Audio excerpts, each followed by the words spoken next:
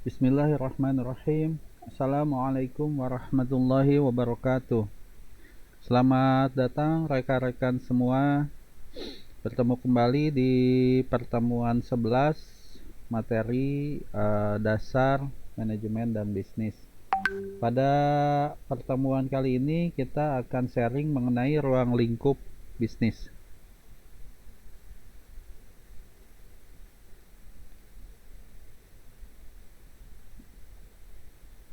Baik, perkembangan bisnis ini kita lihat pada saat ini dunia secara umum berkembang secara pesat ya.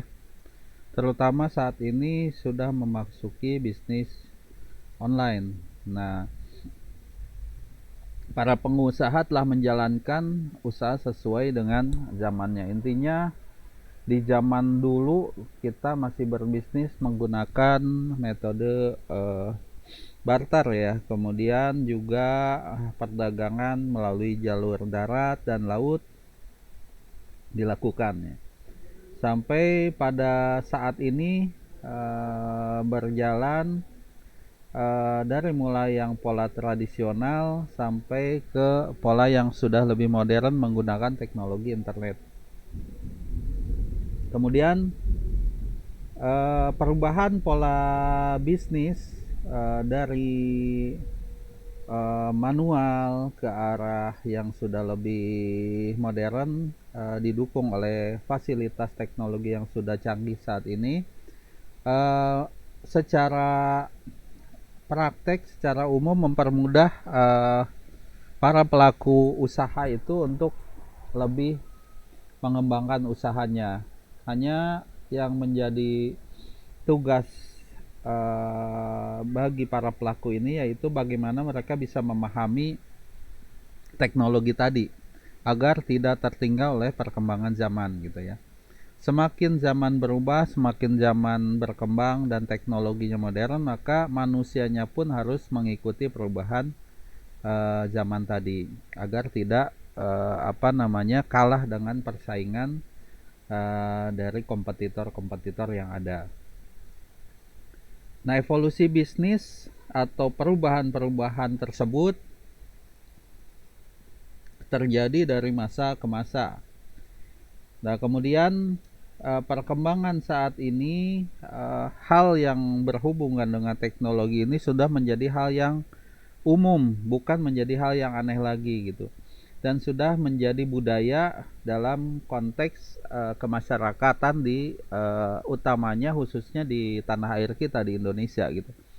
Apalagi ketika kondisi pandemi yang sudah kita lalui itu menjadikan perubahan yang sangat signifikan dari yang pola kita secara offline, secara pertemuan tatap muka seperti biasa, baik itu kondisi bisnis maupun kondisi belajar mengajar, berubah menjadi kondisi online gitu ya. Ini merupakan perkembangan teknologi yang sangat cepat sekali. Nah, kemudian tahap evolusi bisnis terjadi diawali dari tahap era kolonial ya, di abad ke-17. Ini biasanya berhubungan dengan produk pertanian, perkebunan yang dilakukan di pedesaan-pedesaan gitu. Nah, ini terjadi di Indonesia pula era ini di mana pada saat itu pertanian dan perkebunan menjadi primadona gitu ya, menjadi hal yang utama gitu, karena memang konteksnya pada saat itu kedua poin ini menjadi penting, sangat penting sekali. Walaupun saat ini masih penting, tapi perkembangannya terjadi perubahan.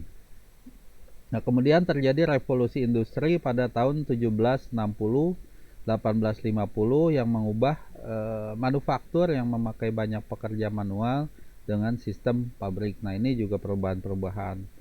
Kemudian berikutnya era kewirausahaan di tahun 1800. Nah, muncul banyak entrepreneur ini secara umum ya. Jadi ini merupakan reaksi dari penolakan monopoli oleh pengusaha besar ya, adanya undang-undang antitrust.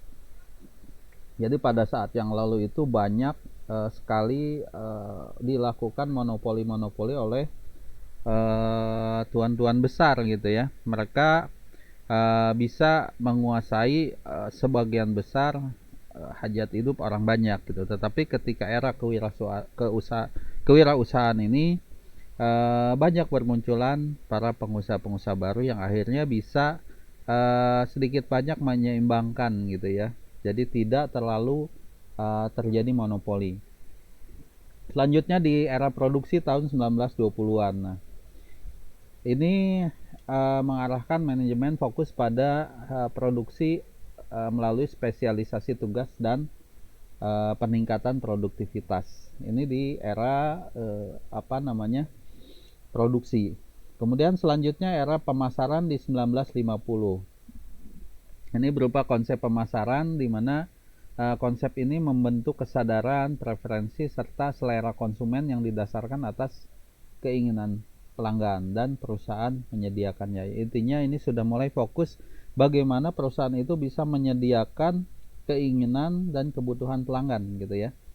Bukan hanya konteksnya memproduksi saja, tapi menyesuaikan produksinya itu disesuaikan dengan apa yang dibutuhkan oleh pelanggan, baru disesuaikan produksi kita gitu. Kemudian yang keenam di sini ada era global di tahun 1980. Nah, era global ini merambah ke berbagai belahan dunia ya.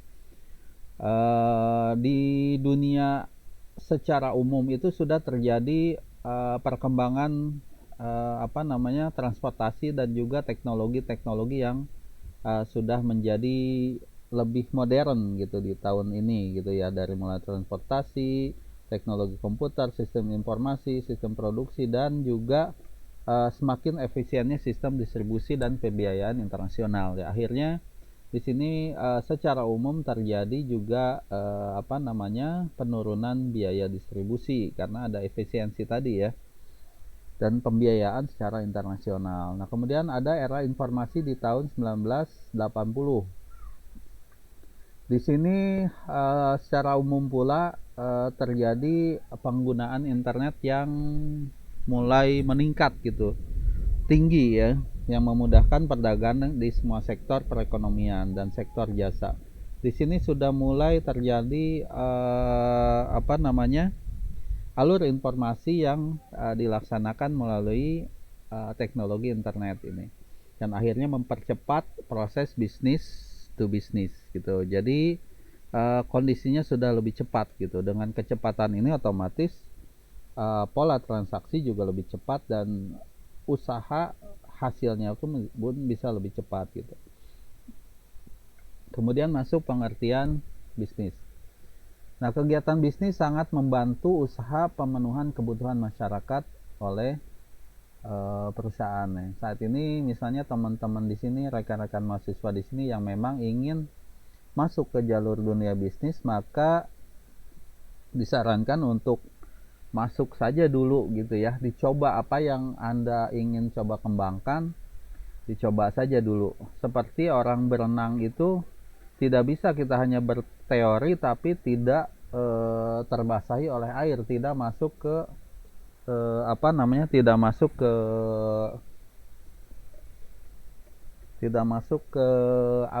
kolam renang gitu ya.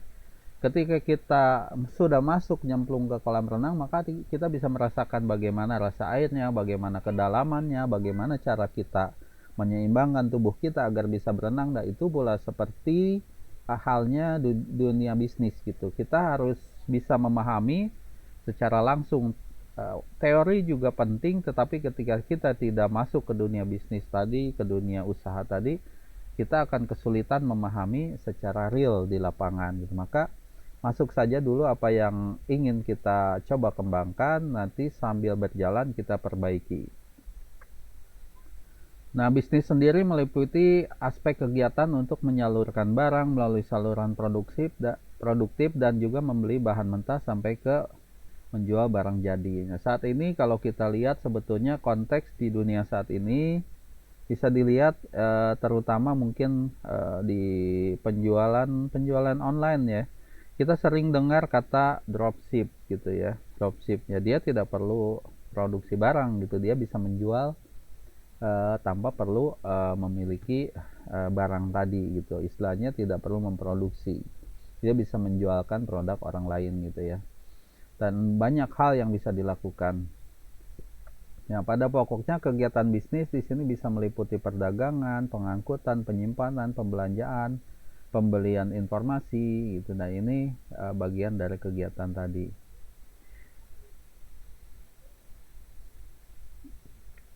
Nah, kemudian dari segi arti dari bisnis sendiri di sini dapat didefinisikan sebagai salah satu aktivitas dari berbagai institusi yang menghasilkan barang dan jasa yang diperlukan dalam kehidupan masyarakat sehari-hari. Kemudian menurut Jeff Madura, bisnis merupakan suatu yang diciptakan untuk menghasilkan produk dan jasa kepada pelanggan. Dan menurut Musselman dan Jackson, bisnis adalah suatu aktivitas yang memenuhi kebutuhan dan keinginan ekonomi masyarakat, dan perusahaan diorganisasikan untuk terlibat dalam aktivitas tersebut. Nah, ini beberapa penjelasan lainnya, silahkan dibaca saja ya mengenai teori-teorinya. Dan selanjutnya untuk menjalankan bisnis entrepreneur menggunakan 4 sumber. Di sini ada material, human, finansial, dan informasi gitu. Sebetulnya saat ini informasi ini menjadi sangat penting, yang nomor 4 gitu ya. Ini menjadi sangat penting, bisa dikatakan ini menjadi hal yang utama gitu ya. Ketika Anda punya informasi yang memang berhubungan dengan usaha Anda, baik itu informasi tentang konsumen, informasi tentang sumber bahan materialnya dan lain sebagainya, ini menjadi sangat penting gitu. Di samping yang 3 lainnya, finansial, human, dan materi. Nah, ketika kita melakukan pengembangan usaha, maka sebetulnya kita perlu banyak informasi dari hal kebutuhan atau keinginan konsumen gitu ya. Konsumen sebetulnya butuh apa sih? Konsumen sebetulnya ketika ada satu jenis produk, dia butuh produk yang seperti apa gitu. Kalau kita bayangkan misalnya Anda ingin membeli handphone. Nah, Anda sebagai penjual atau sebagai pedagang, Anda harus mulai membayangkan bagaimana pola pikir si konsumen tadi ketika akan membeli handphone. Apa yang dilakukan oleh konsumen? Pasti yang pertama konsumen akan mencari informasi jenis-jenis handphone. Ada berbagai merek handphone gitu. Setelah berbagai merek handphone itu ditemukan, pasti dia akan memilih salah satu jenis handphone yang menurut si calon pembeli tadi yang terbaik atau yang sesuai dengan speknya dia, dengan kriterianya dia gitu. Nah, setelah dia lihat salah satu produk yang mungkin cocok, dia akan lihat speknya. Begitu pula yang lain pasti akan dilihat speknya, tetapi ketika salah satu yang sudah dipilih, dia akan lebih detail melihat spek-speknya gitu. Termasuk juga harganya sesuai tidak dengan kantongnya si calon pembeli ini gitu. Nah, ini pola-pola yang memang pasti sudah dilakukan oleh konsumen-konsumen yang lain, dan ini bisa kita polakan kepada pola pikir kita sebagai penjual. Oh, berarti ketika orang akan membeli suatu produk, contohnya handphone, maka dia akan mencari informasi. Berarti ini juga bisa kita terapkan. Maka ketika dia mencari informasi, untuk saat ini informasi paling mudah di mana sih? Misalnya di Google, di Shopee, di Tokopedia, dan lain sebagainya. Nah, itu bisa menjadi salah satu corong sumber informasi yang akan menjadi jala-jala penarik konsumen yang akan masuk ke mungkin toko kita. Nah, kita bisa gunakan corong tadi, dan kita bisa menggunakan mungkin by iklan berbayar atau lain sebagainya. Jadi ketika mereka mencari, kita yang muncul, misalnya mencari handphone apa gitu, kita akan muncul gitu. Dan ini menjadi salah satu poin mungkin yang bisa membantu terjadinya transaksi penjualan secara lebih baik. Kemudian ada sejumlah unsur penting dalam definisi bisnis. Segala aktivitas berarti beraneka macam aktivitas seperti produksi, distribusi, konsumsi, dan berbagai aktivitas lain yang berkaitan dengan kegiatan tersebut seperti transportasi, pembelian, dan lain sebagainya. Kemudian ada juga institusi, badan, lembaga, atau organisasi merupakan sekumpulan faktor produksi yang terdiri dari tanah, tenaga kerja, modal, pemimpin yang menghasilkan barang dan jasa, misalnya perusahaan, rumah sakit, sekolah, dan berbagai macam lainnya. Nah, ini unsur yang penting. Kemudian ada juga di sini menghasilkan barang dan jasa. Yang keempat, diperlukan untuk kehidupan masyarakat. Intinya barang yang kita produksi, barang yang kita jual memiliki nilai yang memang bisa diterima di masyarakat gitu ya. Dan bisa jadi ketika kita jual produk yang sangat menarik bagi masyarakat, itu produk kita akan mudah diterima oleh mereka gitu, dan bisa laku dengan cepat gitu. Nah, selanjutnya ada klasifikasi bisnis di sini. Menurut KLUI tahun 97 ya, ada usaha pertanian, usaha produksi bahan mentah, industri atau manufaktur, konstruksi, usaha perdagangan besar, eceran, rumah makan, akomodasi, usaha angkutan, pergudangan, dan komunikasi sampai ke bawah yang dilakukan pemerintah ya, atau BUMN mungkin ya, dalam bentuk ada jasa juga nih. Nah, ketika kita ingin memilih salah satu jenis usaha apa sih yang akan kita kembangkan, nah itu Anda sesuaikan dengan kemampuan Anda sendiri gitu. Jangan memilih sesuatu yang menurut Anda, keren nih kalau kita punya usaha ini, keren misalnya.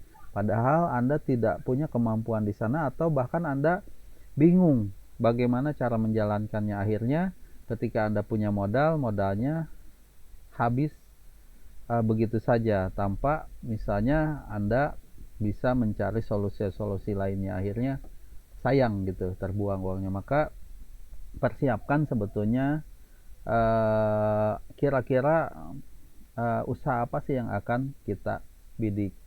Kalau memang Anda masih belum terlalu paham, saran saya Anda harus mengikuti pelatihan-pelatihan, dan itu sangat penting gitu ya. Ketika Anda mengikuti pelatihan apapun itu, misalnya pelatihan usaha properti, maka di situ akan terbuka wawasan Anda dan Anda akan masuk ke dalam komunitas yang disediakan oleh si penyedia pelatihan tadi gitu. Akhirnya Anda terbuka wawasan di sana, dan ketika sudah terbuka wawasan baru Anda nyemplung ke usaha properti tadi. Kenapa? Karena Anda sudah diberi pemahaman yang lebih baik dibanding sebelumnya. Jadi mungkin kegagalannya akan lebih kecil gitu, walaupun tetap ada saja peluang untuk belum berhasilnya, tetapi mungkin bisa diperkecil gitu. Kemudian selanjutnya tujuan bisnis di sini.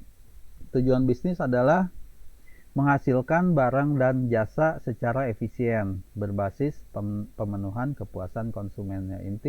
Intinya yang kita cari adalah konsumen bisa puas gitu. Ketika konsumen puas, maka dia akan loyal gitu, tidak akan mencari ke tempat lain, karena dia mungkin berharap ketika membeli lagi di kita, dia sudah merasa tercukupi oleh produk yang kita sediakan gitu.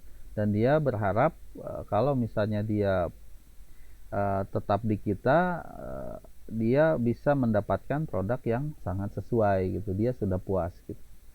Kemudian yang kedua, menciptakan kinerja yang menguntungkan perusahaan melalui aktivitas yang dapat menciptakan nilai bagi perusahaan. Yang ketiga, melindungi kesehatan dengan kesejahteraan karyawan. Ya, sudah pasti ya, karyawan ini ingin sehat dan ingin sejahtera. Biasanya kalau kita bekerja di perusahaan itu akan memberikan asuransi kesehatannya atau BPJS-nya, dan juga mungkin kesejahteraan dalam bentuk tunjangan-tunjangan karyawan yang bisa menjadikan karyawan tersebut kehidupannya lebih baik gitu. Kemudian melatih menjadi warga masyarakat yang baik dalam kaitannya dengan bertetangga. Nah, ini hubungannya dengan lingkungan sosialnya. Kemudian yang kelima, mendukung pelaksanaan hukum dan pemerintahan. Ya, konteks hukum ini berhubungan dengan aturan-aturan yang berlaku ya, gitu ya. Yang keenam, menjadikan pertumbuhan yang sehat bagi perusahaan dan memperoleh perusahaan yang sehat pula ya. Intinya ketika kita membangun sebuah perusahaan, maka pasti tujuan kita ingin punya perusahaan yang baik, sehat, dan tidak bermasalah gitu ya. Maka kita lakukan, kita rawat agar perusahaan tadi bisa tumbuh dan berkembang secara baik dan sehat ya. Yang ketujuh, menjaga kualitas lingkungan operasi dan program kemasyarakatan.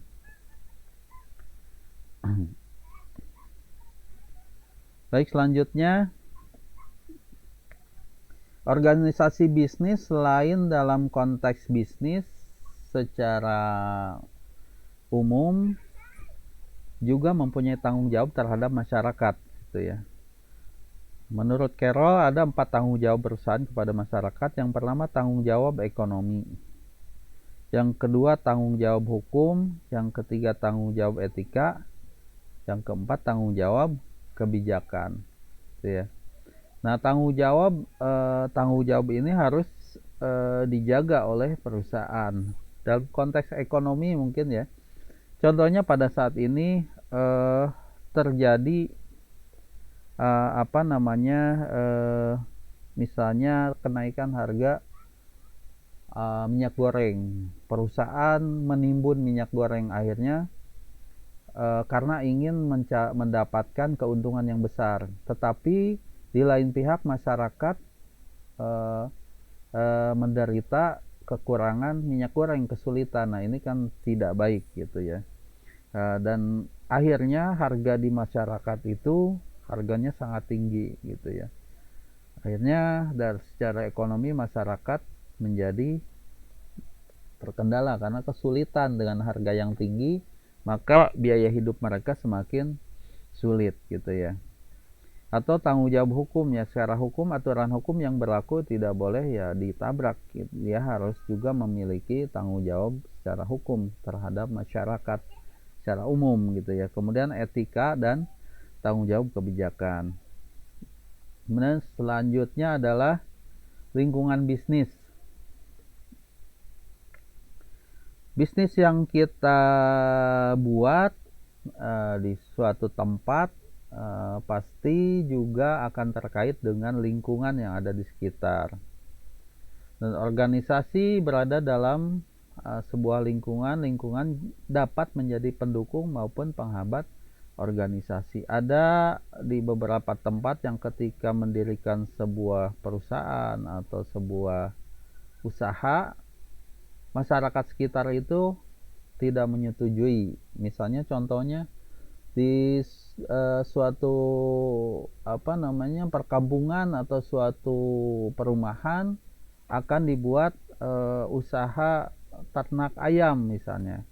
Bisa jadi banyak masyarakat yang menolak karena mungkin polusi dari bau kotoran ayam tadi yang akan mengganggu lingkungan sekitar gitu.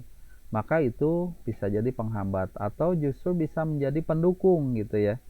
Ketika kita membuat suatu usaha, karena di suatu tempat tersebut kesulitan, misalnya kita membuka usaha minimarket karena di situ tidak ada warung, masyarakat di sekitar sana kesulitan untuk membeli sesuatu. Ketika kita membangun minimarket di sana atau warung di sana, masyarakat mendukung karena akan dipermudah untuk menyediakan kebutuhan mereka. Nah, itu bisa jadi. Kemudian ada 2 lingkungan yang berpengaruh terhadap aktivitas bisnis. Yang pertama lingkungan kerja, yang kedua lingkungan sosial. Lingkungan kerja ini kita lihat memasukkan semua elemen yang relevan dan mempengaruhi organisasi secara langsung. Nah, ini bisa berupa pemerintah, kreditur yang memberi pinjaman atau kredit ke perusahaan, pemasok, konsumen, dan sebagainya. Kemudian lingkungan sosial ini misalnya di bidang ekonomi, teknologi, hukum, sosial budaya, dan politik.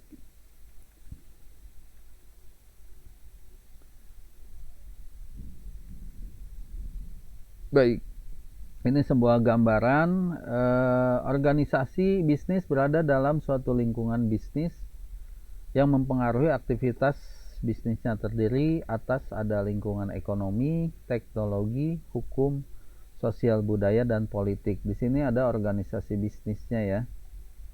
Di sini ada lingkungan hukum, lingkungan ekonomi, lingkungan teknologi, lingkungan sosial budaya, ada lingkungan politik. Nah, ini juga bisa mempengaruhi aktivitas bisnis ya. Kalau contohnya politiknya sedang kurang baik, kita gambarkan Indonesia misalnya. Terjadi gonjang-ganjing politik di Indonesia. Maka bisa dikatakan investor-investor asing biasanya akan menahan dulu, tidak akan investasi di Indonesia karena khawatir kebijakan-kebijakan yang dibuat secara politik akan merugikan. Maka dia menunggu sampai kondisinya stabil gitu. Itu juga bisa dilakukan dan lain sebagainya, atau mungkin di teknologi gitu ya. Kita lanjut, faktor yang menentukan iklim bisnis adalah yang pertama investasi, yang kedua tabungan. Investasi biasanya baik itu dari luar negeri atau dari dalam negeri ya. Ini bisa membantu, misalnya Anda pengen punya perusahaan berkembang, Anda mengembangkan perusahaan, punya dana 100 juta misalnya, ternyata butuh tambahan dana sebesar 200 juta, maka ada teman yang investasi misalnya, itu juga bisa menjadi salah satu tambahan modal yang bisa membantu pengembangan perusahaan. Dalam konteks secara nasional, maka investasi ini bisa bentuknya internasional dari luar negeri atau dari dalam negeri. Tabungan ini menjadi sumber investasi modal di masa mendatang. Kemudian adanya keteraturan dan kepercayaan terhadap tabungan sehingga iklim bisnis dapat diramalkan. Nah, kemudian ada juga pemerintah di sini berperan sebagai pengelola sistem bisnis. Intinya pemerintah ini biasanya mengeluarkan kebijakan-kebijakan, baik kebijakan fiskal maupun kebijakan moneter yang biasanya dapat mempengaruhi kebijakan kegiatan bisnis. Untuk kebijakan fiskal ini bisa digunakan untuk mempengaruhi permintaan dan juga meningkatkan pajak gitu ya, atau meningkatkan pengeluaran pemerintah. Kebijakan moneter berkaitan dengan pengelolaan suplai uang untuk meningkatkan atau menurunkan sistem bisnis. Kemudian ada juga problem bisnis yang dihadapi. Ada 3 persoalan di sini. Yang pertama inflasi, produktivitas, dan pengangguran. Inflasi di sini berhubungan dengan penurunan nilai mata uang. Bukan menurun nominal mata uang, tetapi menurunnya nilai mata uang. Kalau Anda saat ini diberikan uang 10.000, nominalnya kan 10.000, tetapi akan berbeda nilainya 10.000 saat ini dengan 10.000 10 tahun yang akan datang gitu ya, atau 5 tahun yang akan datang. Anda punya uang 10.000 saat ini, kemudian dibandingkan dengan Anda punya 10.000 5 tahun yang lalu misalnya, akan berbeda nilainya. Nah, itu terjadi inflasi gitu ya. Biasanya penurunan nilai mata uang terjadi. Saat ini Anda bisa membeli bakso 10.000 satu mangkok. Mungkin 5 tahun yang akan datang bakso itu sudah harganya bukan 10.000 lagi, tapi minimal 15.000 gitu ya. Jadi ketika Anda membeli bakso sebesar 10.000, maka kemungkinan Anda bisa hanya mendapat setengah mangkok. Yang saat ini Anda membeli 10.000 dapat satu mangkok, di 5 tahun atau 10 tahun yang akan datang Anda membeli bakso 10.000 hanya dapat setengah mangkok, maka nilai mata uangnya menurun. Kemudian produktivitas juga, seberapa baik sih perusahaan itu menghasilkan, atau juga dari segi sumber daya manusia menghasilkan produk yang berkualitas gitu. Kemudian juga tingkat pengangguran yang mungkin masih tinggi gitu. Ini juga problem. Inflasi di sini bisa terjadi dalam konteks kenaikan harga barang di luar gitu ya, baik itu harga barang ataupun jasa secara umum dalam perekonomian. Nah, perbandingan tadi misalnya tadi yang bakso ya, bakso di tahun ini dengan 5 tahun 10 tahun yang akan datang akan berbeda harganya. Ini juga bisa terjadi di berbagai jenis produk gitu ya. Produktivitas ini keluaran barang jasa per unit tenaga kerja ya. Semakin semakin produktif atau tidak sih tenaga kerja kita bisa lihat dari tadi keluarannya. Nah, tingkat pengangguran saat ini bisa dikatakan mungkin masih banyak sekali gitu, karena kondisi apalagi kemarin kondisi pandemi ini mempengaruhi cukup banyak warga negara Indonesia yang kehilangan mata pencaharian gitu ya. Walaupun di satu sisi banyak juga yang mendapatkan mata pencaharian yang baru gitu ya. Kemudian dari sudut sistem ekonomi, di sini terdapat beberapa sistem ekonomi. Ada sistem ekonomi terencana, ekonomi pasar, dan sosialis ekonomi. Mohon maaf. Kita lihat untuk sistem ekonomi terencana ini merupakan sistem ekonomi yang didasarkan pada kendali yang terpusat pada pemerintah. Jadi untuk semua atau sebagian besar faktor produksi, keputusan pengalokasian produksi barang dan jasa ini terpusat kepada pemerintah. Kemudian ada juga sistem ekonomi pasar. Nah, ini keputusan ekonomi dan pengalokasian ini di sumber dayanya diserahkan sepenuhnya kepada individu dan juga memperhatikan keseimbangan antara permintaan dan penawaran, supply and demand. Jadi sesuai kondisi pasarnya. Kemudian ada yang sosialis. Di sini ada tambahan di komunisme di sini ya, dengan ekstrim di mana seluruhnya dikuasai dan dialokasikan oleh pemerintah. Umumnya negara-negara komunis seperti Cina, Rusia, dan beberapa negara lainnya, dominasi pemerintah ini sangat kuat gitu ya. Ada juga yang sosialis. Sosialis di sini hanya beberapa sumber daya dan pengalokasiannya yang diselenggarakan oleh pemerintah, mirip-mirip dengan komunis, hanya tidak dominannya tidak terlalu dominan gitu. Ada beberapa yang memang dikuasai oleh pemerintah gitu. Kemudian ada kapitalis. Ini lebih kepada pasar yang didasarkan pada basis untuk mencapai laba maksimum. Intinya bisa dikatakan lebih bebas, lebih liberal gitu ya untuk kapitalis ini. Mereka yang punya modal besar, punya penguasaan pasar besar, dan mereka yang menang. Intinya seperti itu.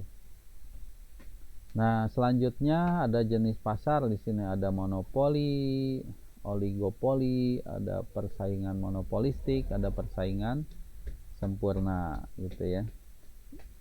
Ini untuk monopoli berarti ada satu perusahaan saja yang menguasai. Oligopoli ada beberapa perusahaan. Untuk persaingan monopolistik relatif di sini banyak ya untuk pelakunya atau produsennya. Sedangkan persaingan sempurna sangat banyak pelaku atau produsennya gitu. Nah, ini tingkatannya seperti itu ya. Kemudian untuk produknya biasanya yang monopoli unik gitu dan biasa menguasai gitu. Untuk oligopoli standar dan berbeda corak. Untuk persaingan monopolistik standar dan beda corak juga. Untuk persaingan sempurna homogen, biasanya mirip-mirip dan lain sebagainya ya ke bawah. Baik, itu saja mungkin materi kita di pertemuan 11 ini. Semoga materi pada kali ini bisa dipahami. Silakan dibaca-baca kembali oleh rekan-rekan semua, tambahan informasi dari yang lain, baik itu Google, YouTube, dan lain sebagainya. Silakan sebagai tambahan wawasan rekan-rekan semua gitu ya. Mohon maaf apabila ada kesalahan atau kekurangan. Tetap semangat. Kita cukupkan. Assalamualaikum warahmatullahi wabarakatuh.